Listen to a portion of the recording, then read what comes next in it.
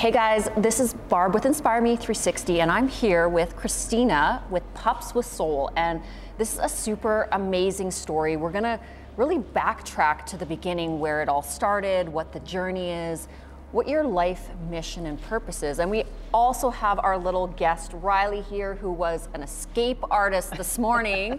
She escaped the building and we found her. So a little bit of chaos here before we started filming, but it's a good thing.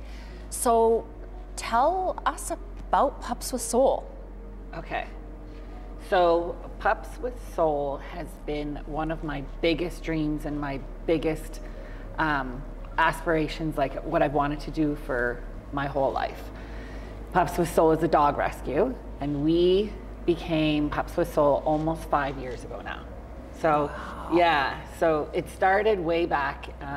I rescued my first bulldog. He was locked up in a garage, tied to a chain, super skinny, a little bit of aggressive, and I rescued him. And from that day forward, I was like, this is going to be my life mission, is to rescue and rehome as many dogs as possible.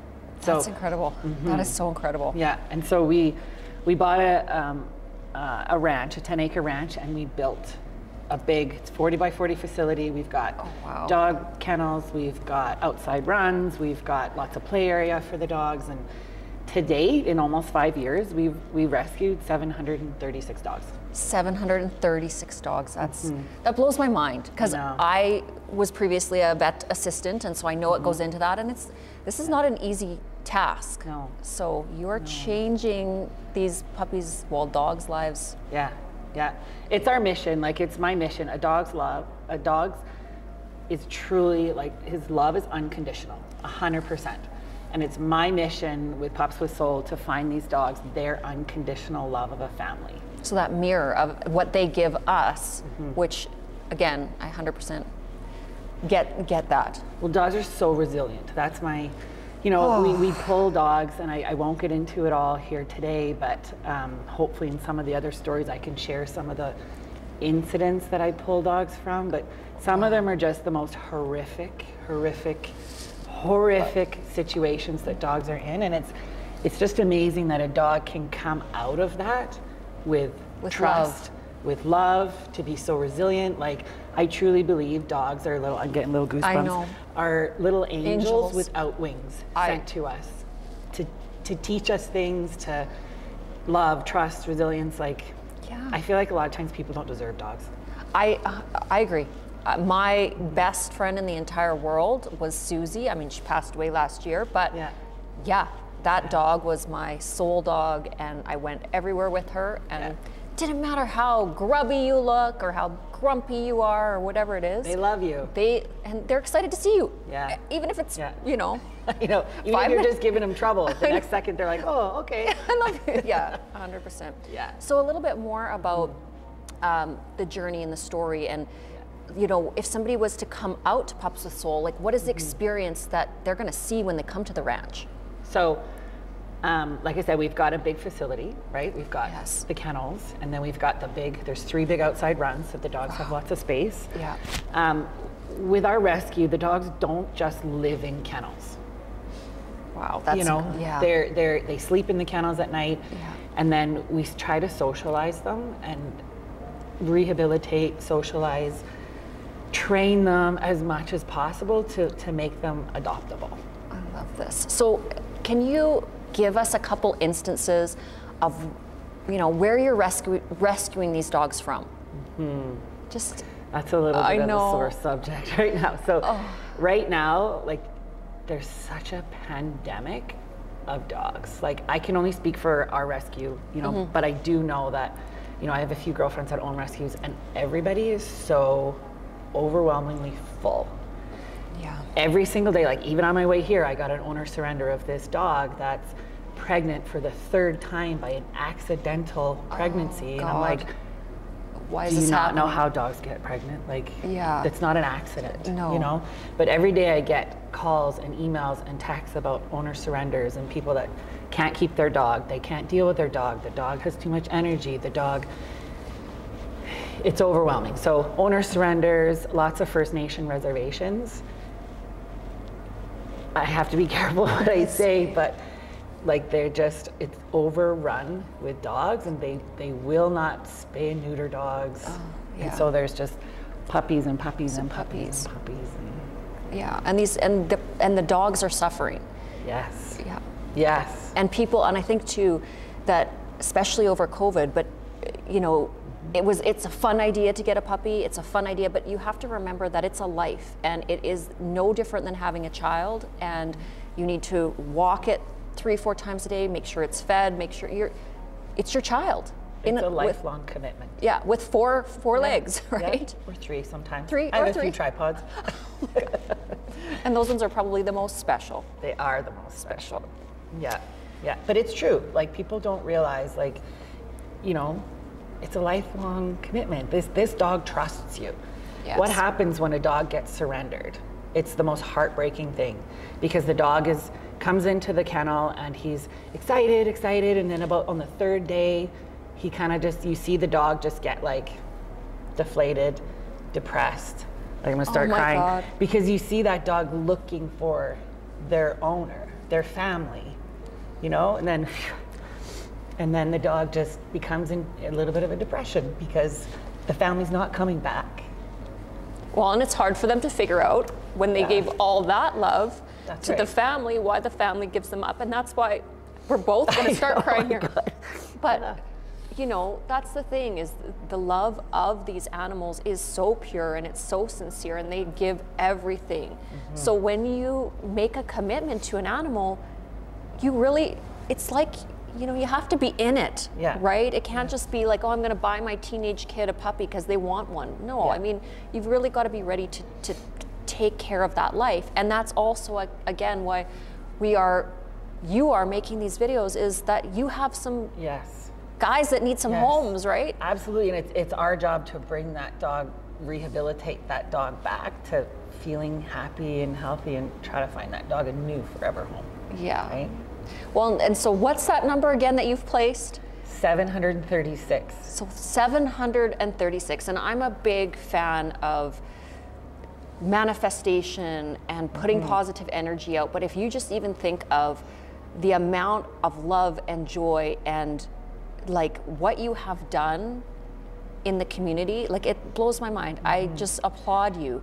You know, and it's sad though, I feel like it's not enough. Like, I feel like it's like a drop in the bucket compared to so many dogs. Like, we have 67 that need homes right now. 67 in the rescue that need homes right now. And it's, again, I have to say no to some because I don't have space in the kennels, and I don't have enough fosters, and that part is what rips my heart out, is when I have to say no, because I'm like, where's that dog going to end up? Yeah. Well, and so some of the things that, let's talk about fostering, because actually my mom's looking to foster dogs. So let's say, can I have her number? Yeah, no. So there's a whole bunch of, you know, older people that have been retired, and all of a sudden now they're looking for something in their life, but they can't make a full commitment to. And like my mom said to me, she's like, I want a dog so bad, but I'd, you know, like him for like 6 months, and then when I go away in the winter, I'd like my 4 months to go be a snowbird, right? Yeah. So how does it work for people that are just wanting to foster and help out? So fosters are such an important role in dogs. Okay. Like transition, right? Okay. So if I get a dog in, and let's just say the dog's maybe a little bit scared or a little bit nervous or needs some extra training, you know, or maybe just hates to be in a kennel. They wouldn't do well in my kennel environment. Right. So that person who's fostering gets to take that dog and help rehabilitate, do the training, teach and train that dog to be a dog, and the manners, and you know, to be able to make that dog more adoptable. Okay, and so if people want to get in touch with you and become one of your fosters, would they just go to Pups with Soul? What's the web address? So it's pupswithsoul.com. Pupswithsoul.com. We're also on Facebook, we're on Instagram. Okay. And all the supplies is supplied, like the food, if you need a kennel, like a crate or leash, collar, all that stuff. Like, we supply all of that stuff. We just need people to supply the love for the dogs. The love, okay. So this is, so if you are looking for a really amazing Christmas gift too, maybe you can't take a full-on dog, but maybe fostering a little guy for a little bit of time. I mean, you're gonna bring a lot of love, and you're opening up spaces for some of these dogs that really need a space. Yes. Yes. Yeah, because it's hard because you do have to say no, you know, and adoptions right now, let's talk about that, are really, really down right now. Okay, yeah, people aren't adopting because everybody took them in over COVID or? So yeah, so COVID happened, everybody, like I couldn't keep dogs. So everybody adopted dogs, you know, because they're staying home for COVID and stuff. Right. But then after COVID, people went back to work.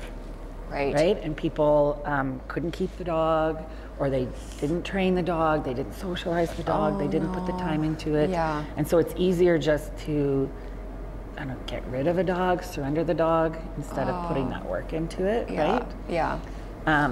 Other reasons too, like right now, people can't find housing that allows you to have pets. I know. It's sad. Tough. I've got a rental suite. I allow dogs, you know. There's so many. It's hard, right? You have to be a dog lover. Yeah. I mean, I would live in a cardboard box with my dog. Yes, I would. You know what I mean? 100%. But not everybody's like that. Right. And so we have a lot of surrenders like that. And I'm sympathetic to certain things. You know, if you've tried every angle and you know, you're going to be homeless. Like I get it. Yeah. To a degree, right? Yeah. The other reason, life's expensive. Cost of living has gone up. It's so expensive. I know. And everybody, you know, it's not a criticism on people that are struggling. No. We're all feeling it. You know, interest rates are crazy. A lot of things have hit home post-COVID. Yeah. Right? And so I think what the other kind of actionable thing is, for those of us that, you know, are in a position to help, and we do have the resources, taking the time to do things like foster, mentioning it to our elderly parents, maybe it's something they'd like to do, or bringing somebody in for your, you know, for their forever home, right? Yeah, because some of the dogs like we have in the rescue, I've had them since they were like 6 weeks. They're now 6 months. Oh, yeah, and they're ready to go. They're puppies. These aren't dogs that have had any issues. They're just surrenders from. They're just and dogs I've had for a long time that just aren't being adopted. Okay. Well, we're gonna help get some of these guys adopted. Yes. Hopefully, and then let's talk a little bit about what you're launching, because you're doing your YouTube channel.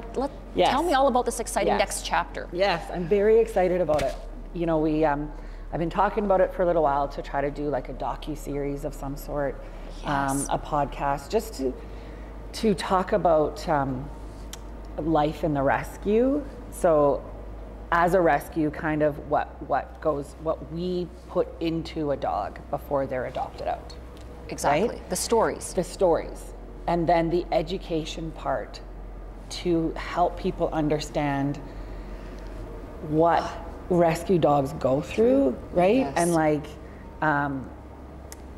the backyard breeders, the dogs that are, you know, breeders that are breeding dogs and stuff, when there's so many dogs out there that need our help, that need to be adopted, that need to find homes, right? Yeah. Just the education piece on even getting a puppy and putting them through puppy classes and training them properly, the proper nutrition for dogs. Why do we get our dogs spayed and neutered? Why do we vaccinate our dogs every year? Like, I want to educate people so that I feel like if we educate people, people will do better.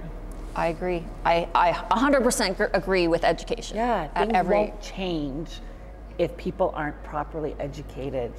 Yeah. Right? If they don't understand the whys. And I think it's, you know, having the TikToks and the shorts and the YouTubes and all of these different things so that people can actually see and emotionally connect with the stories of these fuzzy little angels. Yes. Because really, if you've ever experienced, you know, rock bottom, or you've been someplace in your life where humans weren't there for you, I can guarantee you, if you had a dog pal, that dog pal would be there for you till the end, right? They're pretty special little angels. Little angels without wings.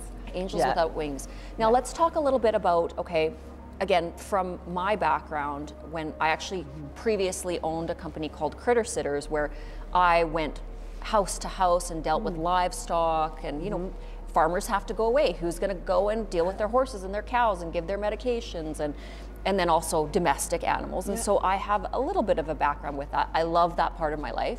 Obviously, I wasn't, you know, tromping around in high heels at that time or doing beauty related stuff. Cowboy boots, and I was pretty scruffy in those, doing that stuff. But I loved it. It was fun. but there's a lot of expense that goes into all of that. So can we have a little bit of a dialogue when somebody is coming to pick up a puppy? What are they going to expect in terms of, like, what is the cost of that? Okay, so running a rescue is so much money. Yes. People think that rescues get everything for free. No, of course they don't. We do not. No. We do not. There's no way. You have 70, 80 dogs? Yes. Like, what does it cost to feed? So I work with a couple pet stores, like Yes. Rascals Pets in Calgary here is absolutely amazing. They donate so much food to us. That's awesome. Which is awesome. Yeah. So sometimes food is mostly covered. Okay. Vet care. Oh yeah. Okay, like I have an amazing vet, Calgary family vet, like she's amazing. She gives me discounts, Yeah. but it's still not for free. Yeah. Because she has costs and she's got 100%, supplies and yeah. things that have to be covered. So when I get a dog, so depending on the dog, Right. like this one dog just last week, we actually had to amputate her leg. Oh my because God. it was broken in 2 different spots and it could not be fixed, so we had to amputate it, yeah. Well, that costs me, Thousands, I know. right? Yeah. Like I get a discount, but it still costs me between $1,000 to $2,000 for this dog to fix. My adoption fee is only $800. Right, which is, it's very small. Like, and the other thing too, $800. I spent over $50,000 on Susie with cancer, chemotherapy treatments. I got an extra year out of her, but that's, you really have to consider these costs. This is like having a human child. If if you're treating a dog properly, That's right. And there's medical costs. So what's $800? That's right. So, it's a very nominal fee. Yeah, right? with $800, your dog comes spayed or neutered. Right. They come vaccinated to their age. They come Amazing. microchipped, and they come completely healthy. Which I love, and trained and socialized and. And the extra part that goes into it too that people don't see is like the socialization part, the training, I can tell you this dog's personality, I can tell you this dog what kind of a family would be good for this dog. Like That's incredible. There's that part, the time part that goes in that I'm not getting paid for because it's my passion and it's a love. It's your labor of love. It's It's your purpose. Yeah. But and then it's the other cost too that people don't think about, like how much paper towel and Mr. Clean I go through. Oh my God. Like I should have shares in paper towel. Yeah, 100%, 100%. So there's those costs, and then the gas and the transport fees to go get a dog from here to here to go to the vet. Like there's all those extra costs that gets put in. Even the facility I have, like the gas bill, the electricity, the water, like. And keeping it upkeep. I have a ranch. I know everything has to get stained and painted. Yeah. And, it's. Yeah, I'm out money every month, and it's really sad. I've had this disagreement or conversation with people too about the $800 adoption fee, and people are like, "Oh, that's ridiculous. This is a rescue dog," and I'm like, "A rescue dog is less than a breeder dog that you paid $2,000 or $3,000 for. Like, this dog is less than, like." And the thing is, you can't put a price on a life. I'm truly of that mindset. And I also feel that with all of the things that come with a dog, you shouldn't be going to get a dog because it's a free dog. I mean, that's the wrong motivation. You should be going to, rescue this beautiful life, right? That's who knows what this dog has been through.